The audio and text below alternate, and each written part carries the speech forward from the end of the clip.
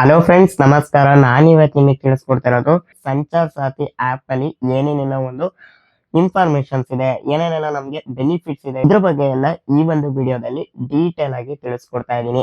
So ಈ ಒಂದು ವಿಡಿಯೋನ ಎಲ್ಲೂ ಸ್ಕಿಪ್ ಮಾಡ್ದೇನೆ ಕೊನೆ ತನಕ ನೋಡಿ. ವಿಡಿಯೋ ಶುರು ಮಾಡೋಣ. ಅದಕ್ಕೂ ಮುಂಚೆ ನೀವೇನು ನಮ್ಮ ಯೂಟ್ಯೂಬ್ ಚಾನಲ್ನ ಸಬ್ಸ್ಕ್ರೈಬ್ ಆಗಿಲ್ಲ ಅಂದ್ರೆ ಮೇಲ್ಗಡೆ ಕಾಣ್ತಾ ಇರೋ ಬ್ಲಾಕ್ ಕಲರ್ ಸಬ್ಸ್ಕ್ರೈಬ್ ಬಟನ್ ಮೇಲೆ ಕ್ಲಿಕ್ ಮಾಡಿ, ಹಾಗೆ ಪಕ್ಕದಲ್ಲಿ ಬರೋ ನೋಟಿಫಿಕೇಶನ್ ಮೇಲೆ ಕ್ಲಿಕ್ ಮಾಡಿ ಆಲ್ ಸೆಲೆಕ್ಟ್ ಮಾಡ್ಕೊಳ್ಳಿ. ನಾ ಇದೇ ರೀತಿ ಯಾವುದೇ ಹೊಸ ವಿಡಿಯೋಸ್ಗಳನ್ನ ಅಪ್ಲೋಡ್ ಮಾಡ್ತು ಅಂದ್ರು ನಿಮಗೆ ನೋಟಿಫಿಕೇಶನ್ ಅನ್ನೋದು ಬರ್ತಾ ಇರುತ್ತೆ. ಹಾಗೆ ಈ ಒಂದು ವಿಡಿಯೋನ ನೀವ್ಯಾರು ಫೇಸ್ಬುಕ್ ಅಲ್ಲಿ ನೋಡ್ತಿತ್ತು ಅಂದ್ರೆ ಈ ಕೂಡಲೇ ನಮ್ಮ ಒಂದು ಪೇಜ್ ಕೂಡ ಫಾಲೋ ಮಾಡ್ಕೊಳ್ಳಿ. ಸೊ ಮೊದಲನೇದಾಗಿ ವಿಡಿಯೋ ಶುರು ಮಾಡೋಣ. ಮೊದಲಿಗೆ ಸಂಚಾರ್ ಸಾಥಿ ಆಪ್ ಅಲ್ಲಿ ಏನೇನೆಲ್ಲ ಒಂದು ಇನ್ಫಾರ್ಮೇಶನ್ಸ್ ಇದೆ, ಏನೇನೆಲ್ಲ ನಮಗೆ ಬೆನಿಫಿಟ್ಸ್ ಇದೆ ಈ ಒಂದು ಅಪ್ಲಿಕೇಶನ್ಸ್ ಮುಖಾಂತರ ಅಂತ ತಿಳಿಸ್ಕೊಡ್ತೀನಿ. ಓಕೆ ಫ್ರೆಂಡ್ಸ್, ನಾನು ನನ್ನ ಒಂದು ಮೊಬೈಲ್ ಸ್ಕ್ರೀನ್ ರೆಕಾರ್ಡರ್ ನ ಆನ್ ಮಾಡ್ಕೊಂಡಿದ್ದೀನಿ. ಈ ಒಂದು ಸ್ಕ್ರೀನ್ ರೆಕಾರ್ಡರ್ ನಾನು ಇವಾಗ ಸ್ಕ್ರೀನ್ ಮೇಲೆ ಕೂಡ ಹಾಕ್ತೀನಿ, ನೀವು ನೋಡ್ಕೊಬಹುದು. ಸೊ ಮೊದಲನೇದಾಗಿ ನಾನು ಸಂಚಾರ್ ಸಾಥಿ ಅಪ್ಲಿಕೇಶನ್ ಡೌನ್ಲೋಡ್ ಮಾಡ್ಕೊಂಡಿದ್ದೀನಿ. ಸೊ ಆ ಒಂದು ಅಪ್ಲಿಕೇಶನ್ ನಾನು ಓಪನ್ ಮಾಡ್ಕೊತಾ ಇದ್ದೀನಿ. ಸೊ ನೀವು ಸ್ಟಾರ್ಟಿಂಗ್ ಒಂದು ಅಪ್ಲಿಕೇಶನ್ ಓಪನ್ ಮಾಡಿದಾಗ ರಿಜಿಸ್ಟರ್ ಮಾಡೋದಕ್ಕೆ ಕೇಳುತ್ತೆ. ಸೊ ರಿಜಿಸ್ಟರ್ ಮಾಡ್ಕೊಳ್ಳಿ. ತುಂಬಾ ಸಿಂಪಲ್ ಆಗಿದೆ. ನಿಮ್ಮ ಒಂದು ಫಸ್ಟ್ ನೇಮು ಲಾಸ್ಟ್ ನೇಮ್ ನ ಎಂಟರ್ ಮಾಡಿ. ಎಂಟರ್ ಮಾಡಿದ ನಂತರ ನಿಮ್ಮ ಒಂದು ಮೊಬೈಲ್ ಅಲ್ಲಿ ಯಾವ ಒಂದು ಸಿಮ್ ಕಾರ್ಡ್ ಇರುತ್ತೋ, ಸೊ ಯಾವ ಸಿಮ್ ಕಾರ್ಡ್ ಆಕ್ಟಿವ್ ಇರುತ್ತೋ, ಸೊ ಆ ಸಿಮ್ ಕಾರ್ಡ್ ಮುಖಾಂತರ ಆಟೋಮೆಟಿಕ್ ಆಗಿ ಒಂದು SMS ಸೆಂಡ್ ಆಗುತ್ತೆ. ಸೆಂಡ್ ಆಗಿ ನಿಮ್ಮ ಒಂದು ಮೊಬೈಲ್ ನಂಬರ್ ಅನ್ನೋದು ವೆರಿಫಿಕೇಶನ್ ಆಗುತ್ತೆ ಅಂತಾನೆ ಹೇಳ್ಬೋದು. ಬಟ್ ಕಂಪಲ್ಸರಿ ನಿಮ್ಮ ಒಂದು ಸಿಮ್ ಕಾರ್ಡ್ ಅನ್ನೋದು ಆಕ್ಟಿವ್ ಇರಬೇಕು. ಆಕ್ಟಿವ್ ಇದ್ರೆ ಮಾತ್ರ ನೀವು ಈ ಒಂದು ಅಪ್ಲಿಕೇಶನ್ ಯೂಸ್ ಮಾಡೋದಕ್ಕೆ ಸಾಧ್ಯ ಅಂತ ಕೂಡ ಹೇಳ್ಬೋದು. ಸೊ ಈ ಒಂದು ಅಪ್ಲಿಕೇಶನ್ ಅಲ್ಲಿ ತುಂಬಾ ಒಳ್ಳೊಳ್ಳೆ ಒಂದು ಬೆನಿಫಿಟ್ಸ್ ಗಳು ಕೊಟ್ಟಿದ್ದಾರೆ ಅಂತಾನೆ ಹೇಳ್ಬೋದು. ಸೊ ಮೊದಲನೇದಾಗಿ ಈ ಒಂದು ಅಪ್ಲಿಕೇಶನ್ ಬಂದು ಡಿಪಾರ್ಟ್ಮೆಂಟ್ ಆಫ್ ಟೆಲಿಕಮ್ಯುನಿಕೇಶನ್ ಕಡೆಯಿಂದಲೇ ಬಂದಿರುವಂತದ್ದು. ಅದನ್ನ ಇಲ್ಲಿ ಮೇನ್ ಹೈಲೈಟ್ ಮಾಡಿ ಕೂಡ ಹೇಳ್ತಾ ಇದ್ದಾರೆ ಅಂತ ಕೂಡ ಹೇಳ್ಬೋದು.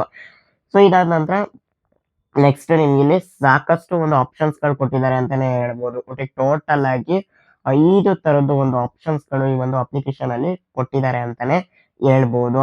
ಸೊ ಅದರಲ್ಲಿ ಒಂದೊಂದಾಗಿ ನಾನು ತಿಳಿಸ್ಕೊಡ್ತೀನಿ. ಸೊ ಮೊದಲನೇದಾಗಿ ನಿಮ್ಗೆ ಏನಾದ್ರು ಫ್ರಾಡ್ ಆಗಿದೆ ಅಥವಾ ಯಾರೋ ಫ್ರಾಡ್ ಮಾಡೋದಕ್ಕೆ ಟ್ರೈ ಮಾಡಿದ್ರು ಅಂದ್ರೆ, ಸೊ ನೀವು ಈ ಒಂದು ಆಪ್ಷನ್ಸ್ ಮುಖಾಂತರ ನೀವು ಒಂದು ಕಂಪ್ಲೇಂಟ್ ನ ರೈಸ್ ಮಾಡ್ಬೋದು. ಸೊ ತುಂಬಾ ಸಿಂಪಲ್ ಆಗಿ ಇನ್ಫಾರ್ಮೇಶನ್ಸ್ ಅನ್ನೋದನ್ನ ಕೇಳ್ತಾರೆ ಅಂತಾನೆ ಹೇಳ್ಬೋದು.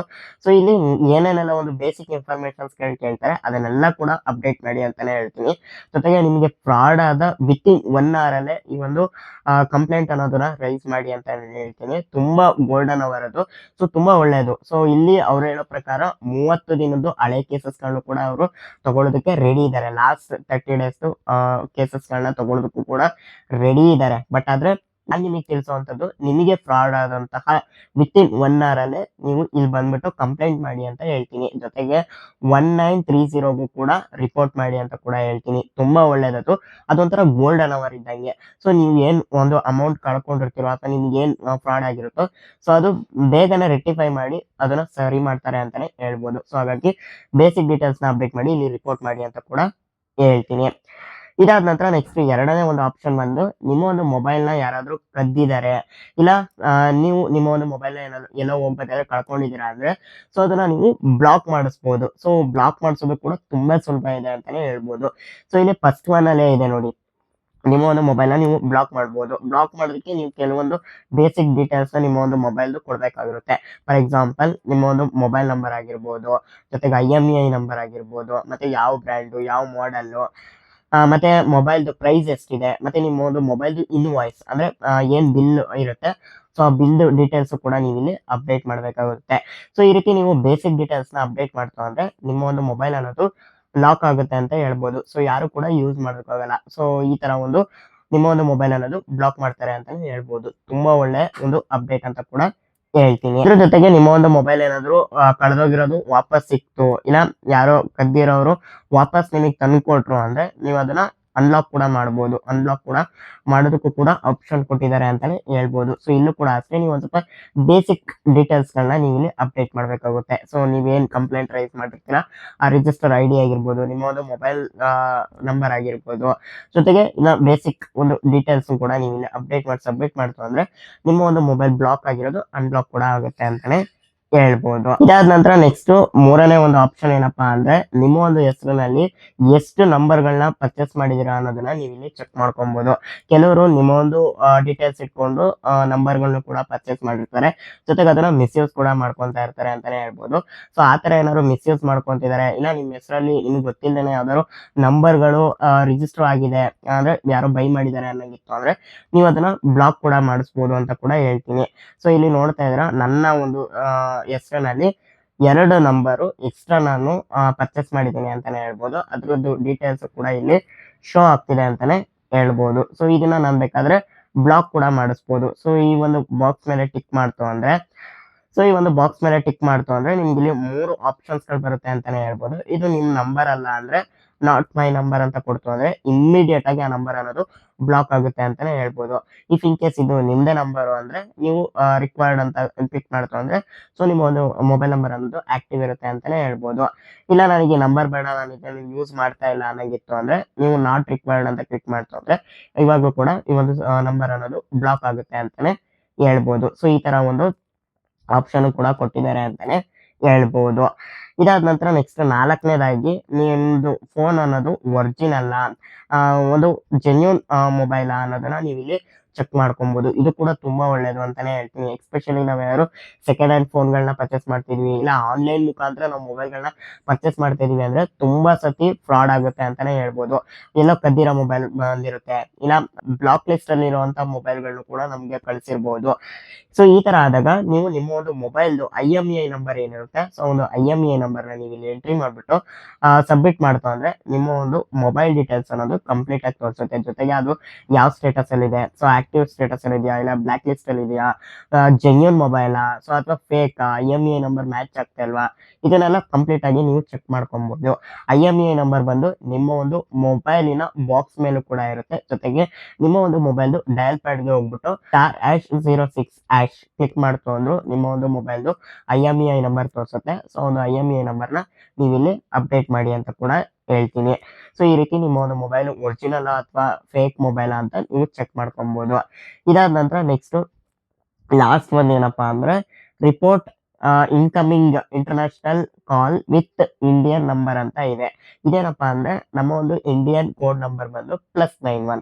ಸೊ ಅದ್ರ ಮುಂದಕ್ಕೆ ನಮ್ದು ಮೊಬೈಲ್ ನಂಬರ್ ಅನ್ನೋದು ಶೋ ಆಗುತ್ತೆ ಅಂತಾನೆ ಹೇಳ್ಬೋದು. ಸೊ ಇದೇ ರೀತಿ ತುಂಬಾ ಸತಿ ಏನಾಗುತ್ತೆ, ಸೊ ನಮ್ಮ ಒಂದು ಇಂಡಿಯನ್ ಕೋಡ್ ಅಲ್ಲಿ ಬೇರೆ ಒಂದು ಫಾರಿನ್ ಕಂಟ್ರಿದು ಅಥವಾ ಬೇರೆ ಬೇರೆ ಒಂದು ದೇಶದ್ದು ನಂಬರ್ ಅನ್ನೋದು ಶೋ ಆಗುತ್ತೆ ಅಂತಾನೆ ಹೇಳ್ಬೋದು. ಸೊ ಈ ತರ ಶೋ ಆಗ್ತಿದೆ ಅಂದಾಗ ನೀವು ರಿಪೋರ್ಟ್ ಮಾಡ್ಬೇಕಾಗುತ್ತೆ.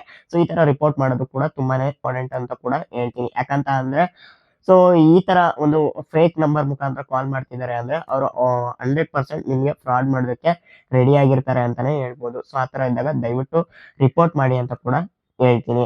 ಸೊ ಇಲ್ಲೂ ಕೂಡ ಅಷ್ಟೇ ಬೇಸಿಕ್ ಒಂದು ಡೀಟೇಲ್ಸ್ ಗಳನ್ನ ಕೇಳ್ತಾರೆ ಅಂತಾನೆ ಹೇಳ್ಬೋದು. ಪ್ರತಿಯೊಂದನ್ನು ಕೂಡ ಅಪ್ಡೇಟ್ ಮಾಡ್ಬಿಟ್ಟು ಸಬ್ಮಿಟ್ ಅಂತ ಕ್ಲಿಕ್ ಮಾಡ್ತು ಅಂದ್ರೆ ಸೊ ಒಂದು ಕಂಪ್ಲೇಂಟ್ ಅನ್ನೋದು ರಿಜಿಸ್ಟರ್ ಆಗುತ್ತೆ ಅಂತಾನೆ ಹೇಳ್ಬೋದು.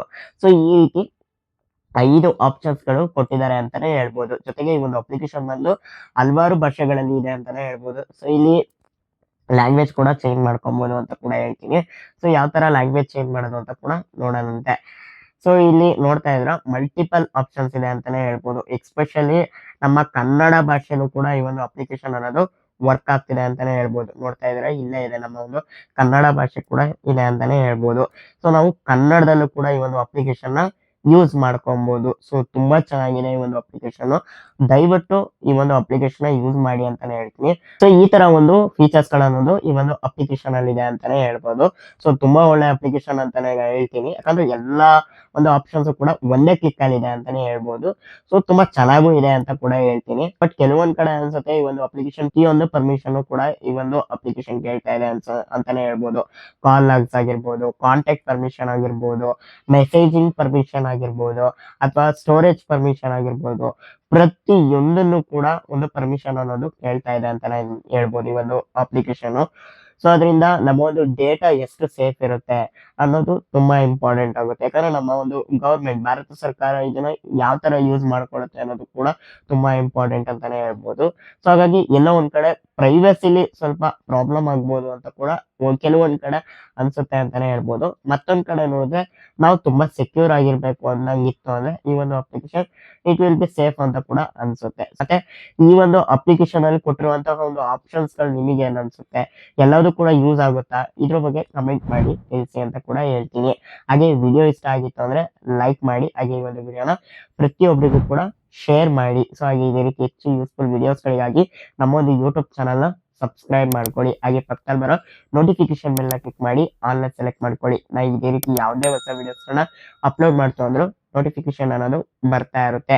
ಹಾಗೆ ಈ ಒಂದು ವಿಡಿಯೋ ಅನಿಸಿಕೆ ಅಭಿಪ್ರಾಯಗಳನ್ನು ಕೂಡ ಕಮೆಂಟ್ ಸೆಕ್ಷನ್ ಅಲ್ಲಿ ಕಮೆಂಟ್ ಮಾಡಿ ತಿಳಿಸಿ. ಸೊ ಹಾಗೆ ನೀವು ಇನ್ನೊಂದು Telegram channel, WhatsApp channel, Instagram ಮತ್ತೆ ಫೇಸ್ಬುಕ್ ಪೇಜ್ ನಲ್ಲಿ ಫಾಲೋ ಮಾಡ್ತಾ ಇಲ್ಲ ಅಂದ್ರೆ ಈ ಕೂಡಲೇ ಫಾಲೋ ಮಾಡ್ಕೊಳ್ಳಿ.